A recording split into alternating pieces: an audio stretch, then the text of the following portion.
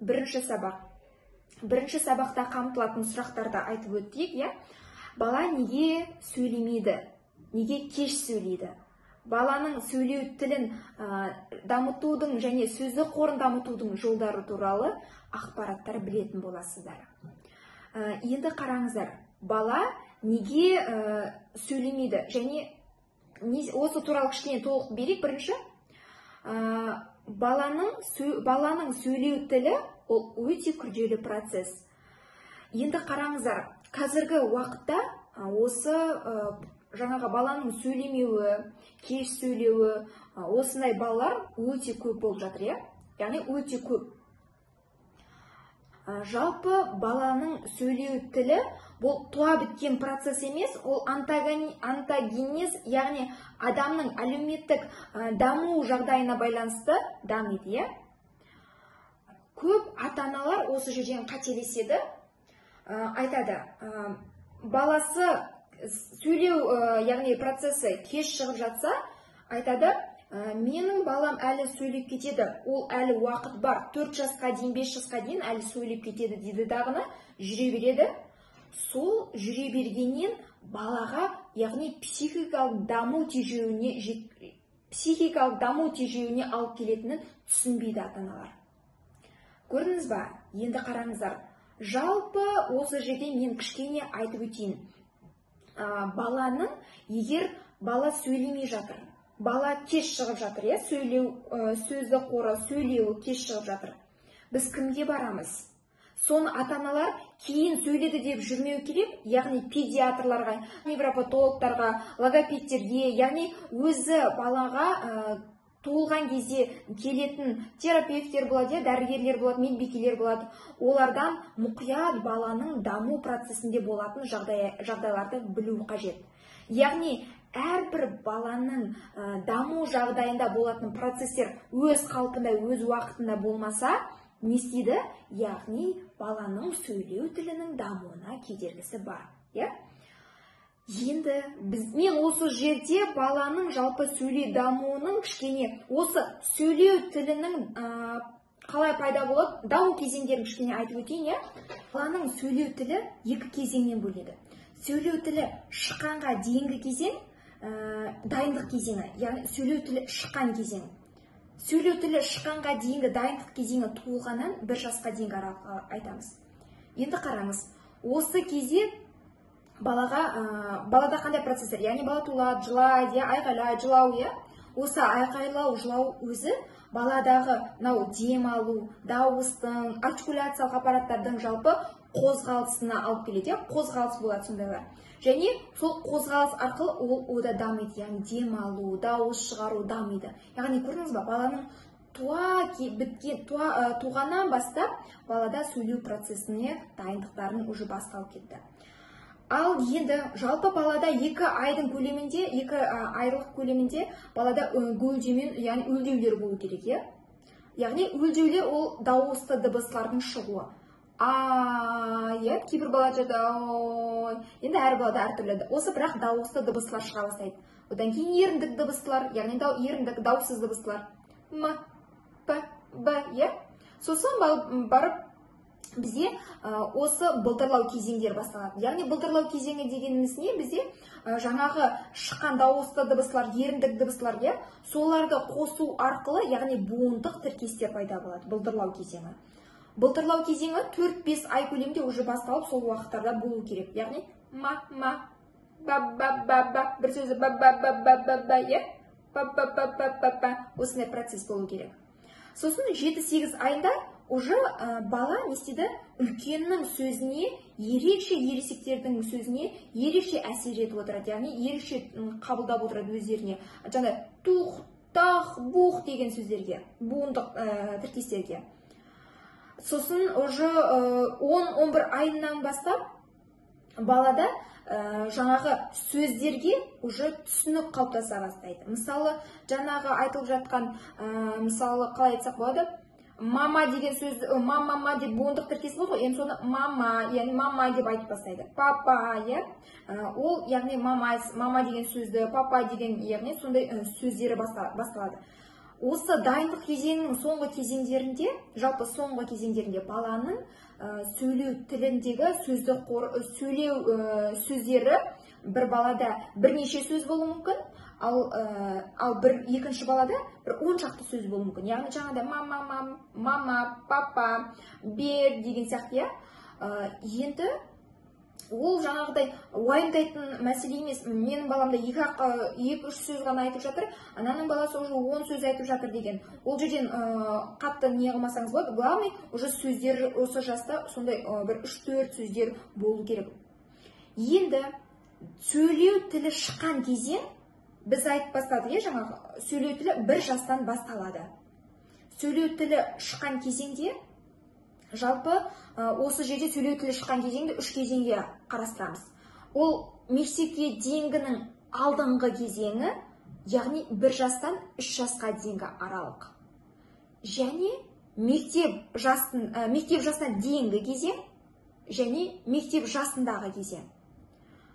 Ал енді қараңыз, бірінші біз мектеп жасына дейінгінің алдыңғы кезеңі, жаңа 1 жастан 3 жасқа дейінгі аралықты айтамыз енді. Біз айтып қойдық қой, туылғаннан 1 жасқа дейін ол дайындық кезеңі, сөйлеу тілі шыққанға дейінгі кезең, ал енді сөйлеу тілі шыққан кезең 1 жастан басталады дедік. 1 жас пен 3 жастың аралығында жалпы дыбыс шығару, сосын сөздік қор, грамматикалық, осы кезеңдерде болады. Грамматикалық құрылысы, енді дыбыс шығару, біз уже дыбыс бар, Енді сөз, жаңағы айтық, сөздер бір 3-4 сөздер, біреуде 10 шақты сөз болуы мүмкін. Яғни ол мама, папа, апа, ата, бер, сондай а деген сөз, ма деген, оның өзі жатады, мысалы, ма дегеннің өзі жатады, ал деген сияқты бұл, осындай сөздер болу керек. Енді қараңыздар, осы 1 жас пен 2 жастың аралығында, 1 жас пен 2 жастың аралығында өте мұқият болу керек. Өйткені осы кезеңде, көрдіңіз ба, дыбысты шығару кезеңі ғой, яғни сөздік қорына дайындық кезеңі болып жатыр, Осы кезеңде бала өте жақсы қабылдайды. Өте жақсы қабылдайтын кезең, дыбыстарды сөйлеу процесін өте жақсы қабылдайтын кезеңі болғандықтан, яғни бізде сөйлеу тілінде бір тілділікті алу қажет.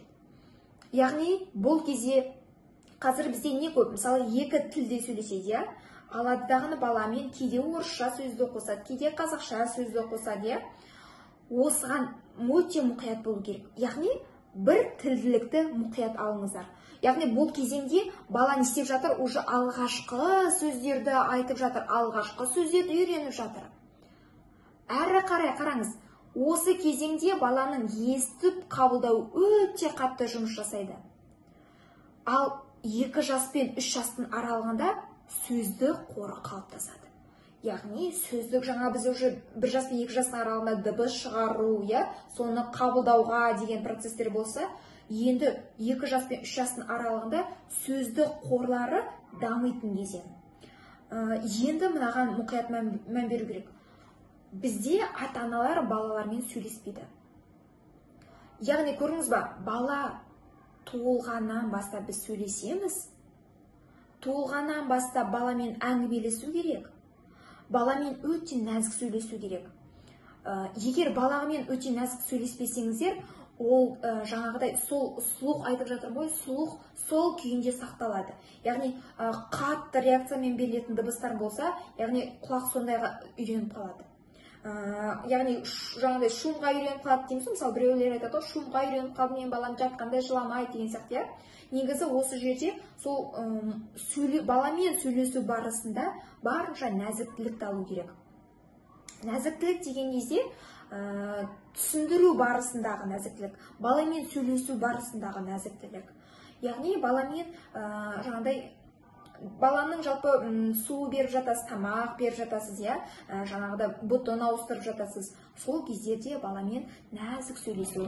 Менің балапаным қазір не істейміз? Шалбарын ауыстырамыз, балапанымен тамақ ішеміз, көрдіңіз ба, еркелету арқылы уже балада жақсы эмоциялар, сіздің сөзіңіз құлағына сіңіп жатыр. Ал сосын жаңағы сөздік қорында, 2 жас пен 3 жастың аралығында сөздік қор дамиды дедік. Яғни сіз қанша сөздерді айта бересіз, сөйлей бересіз, баланың құлағына сіңіп жатыр ол нәрсе. Яғни 2 жас пен 3 жас аралығында не істейді? Сіздің яғни қаншалықты сөйлескеніңіз байқалады. Және осы жерде айтып кететінім, кітап оқу. Балаға туылғаннан бастап кітап оқып берген, ол өте маңызды. Яғни туылғаннан бері оқып беріп жатырсыз ғой, ол түсінбейді демеу керек. Балада слухқа сақталады, есту қабілетіне сақталады. Ол өз уақытына келе дыбыс шығару кезінде, дауыс шығару кезінде, сөз айту кезінде, сөзді қорды қалыптастыру кезеңінде сол процестерді айтады. Сондықтан да көрдіңіз бе, сөйлесудің, кітап оқудың маңызы өте зор. Сіз жаңа кітап оқу арқылы, кітапты қараңызшы, сосын оқып берген кезде, жалпы балаға кітап оқыған кезде суреттері айқын болу керек, суреттері көп болу керек. Сосын мен күнде жатарда ертек оқып берем, бірақ кітапсыз ертек оқып берем дейді. Ол дұрыс емес. Ол дұрыс, бірақ сізге сөздік қорын дамытуға ол көмектеспейді. Ертегі сіздің жай кітап ертек айтып бергеніңіз. Вот кітап оқып бергеніңіз. Сіз қараңыз, жай ауызша ертек айтасыз, Сіз жай ауызша ертек айтқан кезде, сіз күнделікті қолданатын сөздік қорларыңыз айтасыз. Ол бала ол сөздерді құлағына сіңіп жатыр, бірақ оларды біледі. Бірақ ол жаңа сөздерді білмейді ғой. Біз жаңа сөздерді қараңыз, кітап арқылы білеміз. Өйткені кітап арқылы үйретіп жатқан кезде жаңа сөздерді айтасыз. Сіз өзіңізді қолданыста айтпайтын сөздеріңізді айтасыз. Яғни ол сіздің өмірде қолданыста болмайтын сөздеріңіз ішінде шығады, Яғни сол кітап оқыту арқылы, кітапты айтып беру арқылы, балаға сұрау арқылы, сол кезеңдерде жаңа сөздік қорлар дамиды. Көрдіңіз бе, сіз енді 2 мен 3 жас аралығында сөздік қорын дамытуда осылай балаға не істеп жатырсыз? Жаңа сөздік қорларды сіз дамытып қосып жатырсыз. Балада жалпы логопедке маманға келгенге дейін сөйлеу тілін шығаруға көмектесетін кім? Ол маман, анасы. Яғни маман емес, яғни анасы. Жалпы маманға келгенге дейін кім көмектесе алады? Тек қана ата-анасы, үйде отбасы көмектесе алады. Яғни оның бірден бірі анасы. Сондықтан да, көрдіңіз бе, кітап оқып берудің маңызын айттым, өйткені кітап оқып берудегі жай мен ертек айтып берем дейді. Сол жерде ертек айтып беру мен кітап оқып берудің маңызын түсіндіңіздер ғой. Осындай ерекше маңыз бар, яғни жаңа сөздік қорлар қосуда кітаптың маңызы өте зор. Енді қараңыз, ертек айтып берем дейді. Яғни ертек айтып бересіз, бірақ кітаппен айтып беріңіз. Яғни кітапта жаңа сөздер қосылады. Сосын жалпы осы ертегін айтқан кезде, жалпы ертекті айтып берген кезде барынша қызығырақ болу керектігіне, яғни жаман кейіпкерлерде емес, жақсы кейіпкерлердегі ертектерді көп айту керек. Өйткені көрдіңіз бе, сөздік қорында сақталып жатыр қандай? Сөздік қорды сақтайтын кезең ғой, яғни 2 жас пен 3 жас аралығында. Яғни сол кезеңде жаман сөздік қорлар емес, жақсы сөздік қорларды қалыптастыру керек, сөздерді қалыптастыру керек. Түсіндіңіздер ме? Енді көрдіңіз бе, осы 1 жас пен 3 жас аралығында мектеп жасына дейінгінің алдыңғы кезеңін өте мұқият болу кезеңдері. Яғни не істеу керектігін түсіндіңіздер ғой. Әңгімелесу, кітап оқып беруде қандай қағиданы еске алу керек. Яғни кітап оқып беруде ең маңыздысы неде? Яғни сөздік қорын дамытудағы маңыздысы неде? Түсіндіңіздер ме? Яғни біз жай ертек айтып беріп жатқан кезде өзіміздің күнделікті қолданатын сөздік қорымызды қолданамыз, ал кітап оқып берген кезде жаңа сөздер қосылатындығына жаңа, яғни сөздік қорын біз дамытамыз. Түсіндіңіздер, дәл осылай қалыптасады. Әрі қарай енді мектеп жасына дейінгі кезең. Мектеп жасына дейінгі кезең ол бізде жаңағы 3 жастан бастап 7 жасқа дейін. Неге 7 жасқа дейін? Бұрындарда бізде енді мектепке 7 жастан бастап қабылданды ғой. Қазір енді мүмкін 6 жас деп алсақ болады. Өйткені қазір мектепке 6 жастан бастап қабылданады. Сондықтан мектеп жасына дейінгі кезең 3 жас пен 6 жас, яғни максимум 7 жас деп алайық. Осы аралықтағы. Бұл аралықта не болады? қараңыз, 3 жас пен 4 жастың аралығында дыбыстар айтылуында өте қатты ауыстыру, шатастырулар өте қатты болады. Яғни, мысалы, шыны айта алмайтын балалар шының орнына с дыбысын қолданатын болады, немесе с дыбысын, з дыбысын айта алмайтын балалар оның орнына ш, ж дыбыстарын қолданып айтылатын уақыт кезеңдер. Және р дыбыстарын, л дыбыстарының орнына и, в дыбыстарын қолданатын кезең. Яғни солай айтады, солай шатастырып айтылады. 3 жас пен 4 жас аралығында осындай жаңағыдай шатастырулар, алмастырулар болады. Ал енді 4 жас пен 5 жастың аралығында, жалпы 4 жас пен 5 жастың аралығында дыбыстарда алмастыру болады. Дыбысты алмастыру өте қатты, осындай дыбысты қатты алмастыратын кезеңдерді. Яғни мынандай, шыны да айталады, сыны да айталады, бірақ екеуін айтып жатқан кезде сөзде шатастырып айтады. Мысалы, екеуін айтады, мысалы, кейде айтады, шана деген сөзді сана, бірақ ол шыны біледі. Кейде жаңағыдай сағат дегеннің орнына шағат деу мүмкін, сондай бір дыбыстарды айтылуды біледі, бірақ шатастырады. Көрдіңіз бе, бір-бірімен алмастырып жатыр. Өте қатты алмастыратын кезең 4 жас аралығындағы кезеңдер. Ал мынау 5 пен 6 жас аралығында жалпы р және л дыбыстарын айта алмайтын. Яғни, ең ары барды десе, осы қалай айтсақ болады. Мынау р, л дыбыстары ең соңында жүретін процесстерде, ең соңына дейін, яғни 6 жасқа дейінгі айта алмайтын балалар. Кейбір балалар болады, жаңағыдай ерте айтады, 3 жасында, бір балалар 4 жасында айта береді. Бірақ көбіндегі балалар айта алмайтын осы 6 жасқа дейін, 7 жасқа дейін қандай дыбыстарды айта алмай жүреді? Р, л дыбыстарын айта алмай жүреді. Бірақ қараңыздар, 4 жаста жаңа шатастырулар болады дедік қой, ал бірақ 5-6 жаста жаңағыдай дыбыс шатастырулар болмау керек. Яғни, шыны с қып айтатын, сыны ш қып айтатын, ондай кезең болмау керек. Ол анау 4 жаста уже түзетіп тастау керек сол кезеңде. Ал 5 жаста, яғни жаңағыдай р-ны, л-ны айта алмаса, сол кезеңдерде уже жұмыс жасай берсе болады. Осыны білу керек та. Менің балам 5-ке келді, әлі шынысын айта алмай жүрдірсе, ол паника уже тудыру керек. Өйткені ол уже 5 жастарда, 6 жаста уже ол дыбыстар айтылып шығып қоятын возрасты уже, жас аралығы. Жалпы 4 жаста уже нақты жаңағы ызың, ысқырық дыбыстар айтылып қою керек. Түсініңіздер ме? Әр кезеңдердегі осы 7 жасқа дейінгі аралықтағы сөйлеу тілінің процестерін айттым, сөйлеу тілі шыққан кезеңдерін айттым, дайындық кезеңін айттым. Егер балада жаңағыдай сөйлемесе, немесе 3 жасқа дейін кешігіп шықса, біз не істейміз? Мамандарға міндетті түрде бару керек. Жаңағы психиатрға, невропатологқа міндетті түрде, психологқа, мысалы, міндетті түрде бірінші невропатологтарға, терапевттерге, психотерапевттерге алып бару керек. Өйткені неге? Себебі мүмкін баланың анасы жүктілік кезіндегі ауырсынулар, яғни қатты токсикоздарының болуы себеп болуы мүмкін. Немесе туу кезінде бас сүйегінің жарақаты, ішкі жарақаты болуы мүмкін. Осы 3-4 жасқа дейін бала сөйлемей жатса, біз не істейміз? Вот паника уже. Егер бала 2 жастан уже ешқандай сөздер болмаса, даже қалай айтамыз, сөздік қоры, мына жерде тағы бір нәрсені айтуды ұмытып кеттім, айта кетейін. Жалпы жаңа айттым, 1 жас пен 3 жас аралығындағы, жалпы 1 жас 6 айда, жалпы балада 10 шақты сөз болу керек. Яғни 2 жастың соңына қарай, 2 жастың соңына қарай емес, жалпы 2 жастың көлемінде 300-ге жуық сөз болу керек. Ал 3 жасқа дейінгі аралықта 2 жастың соңына қарай уже 1000-ға жуық сөздері болу керек. Яғни, бірақ прям осы 300 сөз болу керек, 1000 сөз болу керек емес, соған жуық сөздер болу керек.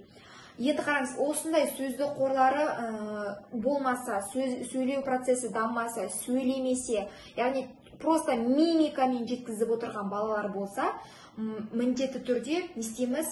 Мамандарға жүгіну керек. Егер бала 3 жасқа дейін, 2,5 жастарда сөйлемей жатырса, мамандарға жүгіну керек. Әрбір возрастта шығатын процестердің өз кезеңде болмауы әсер ету мүмкін. Енді қараңыздар, мен жаңа осының барлығы баланың сөйлеу тіліндегі шығуына жаңағыдай әсері бар. Яғни именно мынаудан сөйлемей қалды, именно мынадан сөйлемей қалды емес, яғни жалпы осындай әсерлері болады, яғни себептері бар.